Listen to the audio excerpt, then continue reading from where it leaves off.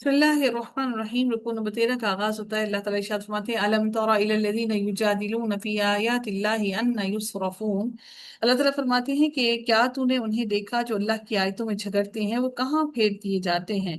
یعنی اس کی قدرت کا اللہ تعالیٰ اپنی قدرت کے بارے میں فرماتے ہیں کہ انکار اور تکذیب کرنے کے لیے اور اس کی باتوں کو، اللہ تعالیٰ کی آیتوں کو جھٹلانے کے لیے اس کی تکذیب کرتے ہیں، جھٹلاتے ہیں۔ اللہ تعالیٰ کہتے ہیں یہ کون سا رستہ ہے جس کی طرف یہ پھیرے جا رہے ہیں؟ کون ہے ایسا جو ان کی اس گمراہی کی طرف رہنمائی کر رہا ہے؟ پھر میرے رب نے فرمایا الذین، اب ان لوگوں کو الیبوریٹ کر رہے ہیں جنہوں نے جھٹلایا۔ اللہ تعالیٰ فرماتے ہیں الذین کذبوا بالکتاب وبما ارسلنا به رسلنا فسوف يعلمون۔ اللہ تعالیٰ فرماتے ہیں کہ جن لوگوں نے کتاب کو جھٹلایا اور اسے بھی جو ہم نے اپنے رسولوں کے ساتھ بھیجا، انہیں ابھی ابھی حقیقت معلوم ہو جائے گی۔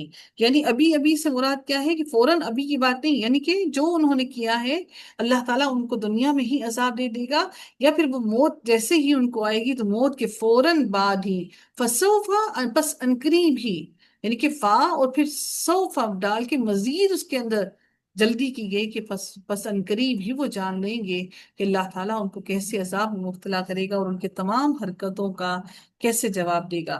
میرے رب نے پھر مزید فرمایا اذ الاغلال فی اعناقہم والسلاسل یسحبون۔ اللہ تعالیٰ پھر مزید ارشاد فرماتے ہیں کہ جبکہ ان کی گردنوں میں طوق ہوں گے اور زنجیریں ہوں گی، گھسیٹتے جائیں گے۔ یہ وہ نقشہ ہے جو اللہ تعالیٰ جہنم میں مکذبین جو جھٹلانے والے ہیں ان کا اللہ تعالیٰ بیان کر رہے ہیں کہ اب وہ جھٹلانے والوں کو مزید الیبوریٹ کیا ہے کہ جو اللہ تعالیٰ کی آیتوں پر یقین نہیں رکھتے اور ان کو جھٹلاتے ہیں کہ ان کی گردنوں میں توق ہوں گے اور وہ زنجیریں ہوں گی جن کو وہ گھسیٹ رہے ہوں گے۔ فی الحمیمی، پھر اللہ تعالیٰ نے فرمایا کہ کھولتا ہوا پانی، ثم فی النار یسجرون، کھولتا ہوا پانی، کھولتے ہوئے پانی میں ہوں گے اور پھر جہنم کی آگ میں جلائے جائیں گے۔ یعنی اس سے مراد کیا ہے کہ جہنم کی آگ کو بھڑکایا جائے گا، یعنی یہ لوگ اس کا ایندھن بنیں گے۔ تو اللہ تعالیٰ فرماتے ہیں یہاں پر کہ کھولتے ہوئے پانی میں ہوں گے، پانی بھی اوپر سے سر سے انڈیلا جا رہا ہوگا، جہنم کے فرشتے ان کے سر سے پانی، ان کے سر پر پانی انڈیل رہے ہوں گے، اور نیچے سے جہنم کی آگ ان کو مزید جلا رہی ہوگی۔ یعنی وہ جہنم کی آگ میں کمی کرنے کے لیے، اس کو ٹھنڈا کرنے کے لیے نہیں ہوگا پانی، بلکہ ان کو مزید گرمائش پہنچانے کے لیے ہوگا۔ پھر میرے رب نے فرمایا ثم قیل لهم اینما کنتم تشرکون، پھر ان سے پوچھا جائے گا کہ جنہیں تم شریک کرتے ہو وہ کہاں ہیں؟ ما کنتم تشرکون، وہ کہاں ہیں؟ من دون اللہ قالوا ضلوا عنا بل لم نکن ندعو من قبل شیئا۔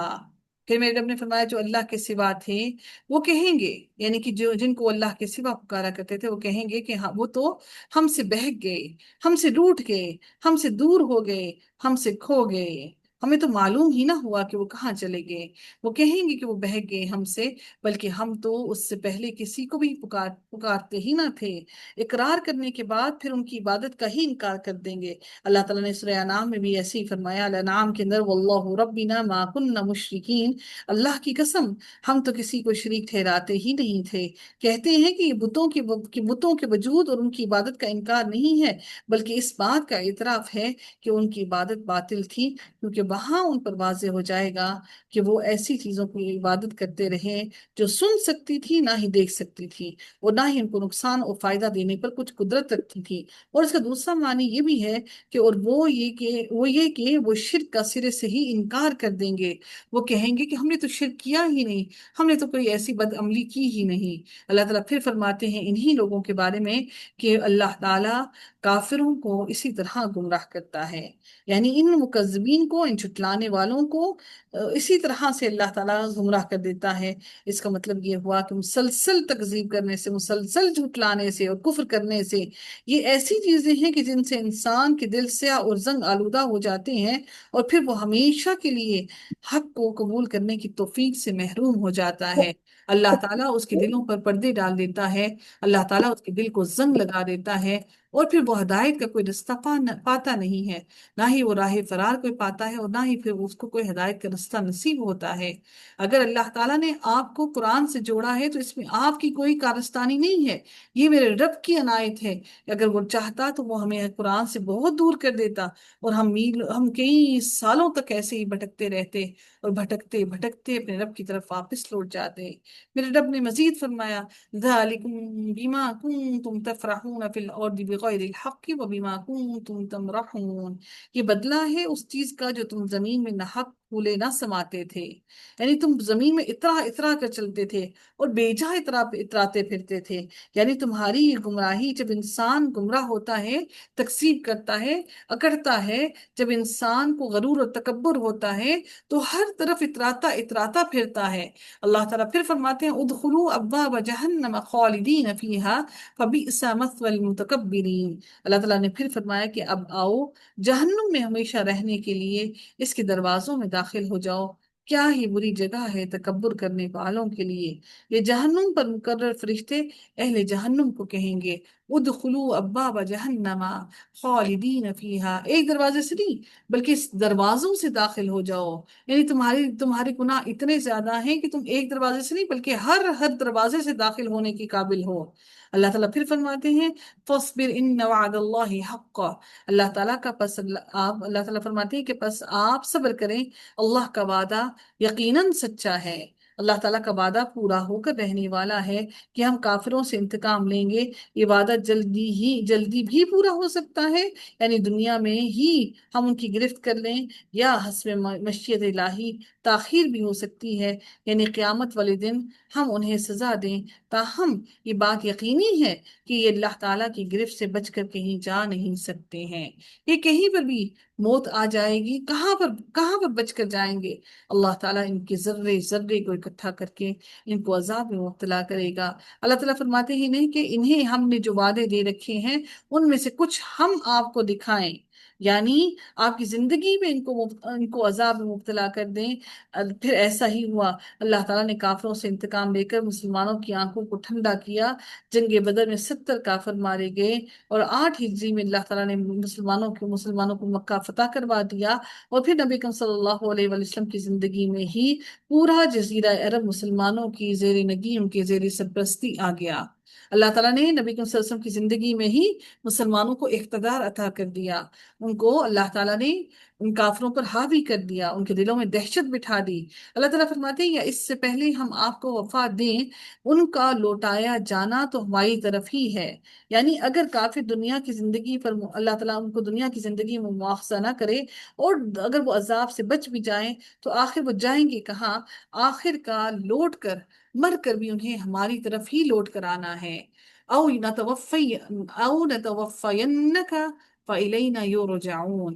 پھر میرے رب نے مزید فرمایا، وَلَقَدْ أَرْسَلْنَا رُسُلًا مِّن قَبْلِكَ مِنْهُمْ مَنْ قَصَصْنَا عَلَيْكَ وَمِنْهُمْ مَنْ لَمْ نَقْصُصْ عَلَيْكَ۔ اللہ تعالیٰ پھر فرماتے ہیں، یقیناً ہم آپ سے پہلے بھی بہت سے رسول بھیج چکے ہیں، جن میں سے بعض کی واقعات ہم آپ کو بیان کر چکے ہیں، اور ان میں سے بعض کے قصے تو ہم نے آپ کو بیان ہی نہیں کیے۔ کچھ رسولوں کے قصے ہم نے بیان کیے، کچھ کے تو ہم نے بیان ہی نہیں کیے۔ اور کسی رسول کو یہ قدرت حاصل نہ تھی کہ کوئی معجزہ اللہ کی اجازت کے بغیر لا سکے۔ یعنی آیت سے مراد یہاں معجزہ وہ ہے جو اللہ تعالیٰ کے حکم سے ان کو دیا جاتا ہے، جو پیغمبر کی صداقت پر دلالت کرتا ہے۔ کفار پیغمبروں سے مطالبہ کرتے تھے کہ ہمیں فلاں فلاں چیز دکھاؤ، جیسے نبی اکرم صلی اللہ علیہ وسلم سے کفار مکہ نے کئی چیزوں کا مطالبہ کیا، اور جس کے بارے میں اللہ تعالیٰ یہاں پر فرما رہے ہیں کہ کسی پیغمبر کے اختیار میں نہیں تھا کہ وہ اپنی قوموں کے مطالبے پر ان کو کوئی ایک بھی معجزہ دکھا سکتے، یہ صرف ہمارے اختیار میں تھا۔ بعض نبیوں کو تو ہم نے ابتدا ہی سے معجزے دے دیے تھے، بعض قوموں کو ان کے مطالبے پر معجزہ دکھلایا گیا، اور بعض کو مطالبے کے باوجود نہیں دکھایا گیا۔ ہماری مشیت کے مطابق اس کا فیصلہ ہوتا تھا، کسی نبی کے ہاتھ میں یہ اختیار نہیں کہ وہ جب چاہتا معجزہ کر لیتا اور معجزے کو دکھا سکتا تھا، ایسا ہرگز نہیں تھا۔ جب تک ہماری رضا، ہماری مشیت اور ہمارا حکم نہ ہوتا، ایسا کوئی بھی نہ کر سکتا تھا۔ اس سے ان لوگوں کی واضح تردید ہوتی ہے جو بعض اولیاء کی طرف یہ بات منسوخ کرتے ہیں کہ وہ جب چاہتے ہیں اور جس طرح چاہتے ہیں وہ کرامات کو کر لیتے ہیں تو ان کو کرامات سے منسوب کرتے ہیں، جیسے شیخ عبد القادر جیلانی کے لیے بیان کیا جاتا ہے کہ یہ سب من گھڑت قصے اور کہانیاں ہیں۔ جب اللہ کے پیغمبروں کو یہ اختیار حاصل نہیں، جن کو اپنی صداقت کے ثبوت کے لیے اس کی ضرورت بھی تھی، تو کسی دوسرے عام ولی، عام انسان کو کس طرح سے یہ اختیار حاصل ہے؟ بالخصوص جب کہ ولی کو اس کی ضرورت بھی نہیں۔ نبیوں کو تو اپنی رسالت کی سچائی بتانے کے لیے ضرورت تھی، ولیوں کو کوئی ضرورت نہیں ہے اپنا ولی بتانے کے لیے، کیونکہ نبی کی نبوت پر ایمان لانا ضروری ہوتا ہے، اس لیے معجزہ ان کی ضرورت تھی۔ لیکن اللہ کی حکمت اور مشیت اس میں بھی شامل تھی۔ اللہ تعالیٰ نے پھر کہا کہ میری مشیت کے بغیر کوئی معجزہ نہیں لا سکتا، اس لیے یہ قوت کسی نبی کو نہیں دی گئی۔ ولی کی ولایت پر ایمان رکھنا ضروری نہیں ہے، اس لیے انہیں معجزے اور کرامات کی ضرورت ہی نہیں ہے۔ انہیں اللہ تعالیٰ یہ اختیار بلا ضرورت کیوں عطا کر سکتا ہے؟ اللہ تعالیٰ کو ضرورت نہیں کہ ان کو یہ اختیارات عطا کرے۔ پھر میرے رب نے مزید اسی آیت کے اندر ارشاد فرمایا وَمَا كَانَ لِرَسُولٍ أَن يَأْتِيَ بِآيَةٍ إِلَّا بِإِذْنِ اللَّهِ۔ اللہ تعالیٰ پھر فرماتے ہیں کہ جن میں سے بعض کے واقعات ہم آپ کو بیان کر چکے ہیں، اور ان میں سے بعض کے قصے تو ہم نے آپ کو بیان ہی نہیں کیے۔ اور کسی رسول کو یہ قدرت نہ تھی کہ کوئی معجزہ اللہ کی اجازت کے بغیر لا سکے، الا باذن اللہ۔ فاذا جاء امر اللہ قضی بالحق وخسر هنالك المبطلون۔ پھر جس وقت اللہ کا حکم آئے گا، حق کے ساتھ فیصلہ کر دیا جائے گا، اور اس جگہ اہل باطل خسارے میں رہ جائیں گے، یعنی دنیا یا آخرت میں جب ان کے عذاب کا وقت معین ہوگا تو اللہ تعالیٰ سب کے بارے میں روز قیامت سب کے لیے فیصلہ کر دے گا، اور رب کائنات اپنا فیصلہ صادر کر دے گا۔